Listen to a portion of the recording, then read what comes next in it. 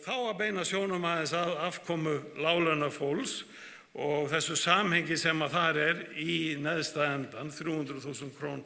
Tökum hér einstakling sem með 300.000 krónur á mánuði í maí 2018. Tekið á honum lífeyrissparnað, þó hann eigi það, þá hefur hann það ekki til eyðslu. Hann borgar 52.492 í tekjuskatt. Hann væri laus við þetta ef við værum enn með sömu skattareglur og giltu hér áður en stóra skattatilfærslan hófst eða fór á flug 96.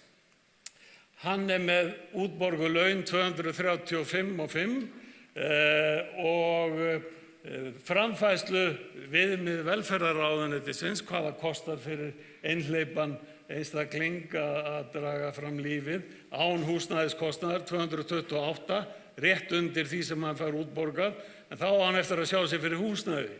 Og hér ég bætt við því sem ég kalla lágmarks húsnæðiskostnað. Takið eftir, þetta ekki meðal húsnæðiskostnaður, þetta ekki nýjasta leiguverð sem býðst á markaði, það umtalsvert hærra, þetta lágmarks húsnæðiskostnaður.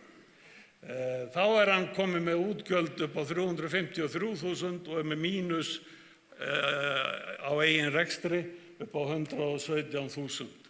Ef við horfum á þann sem með 400.000 á mánuði, þá tekið á honum 88.000 í skatta og hann enn í mínus 56.000. Þannig að ef að tekst hann á lágmarkslaunum upp í 400.000, þá þarf að koma sú skattalækkun sem að tvöföldum persónuafsláttarins skilar, hún þarf að koma til líka til þess að þessi aðili sé bara á jafn sléttu.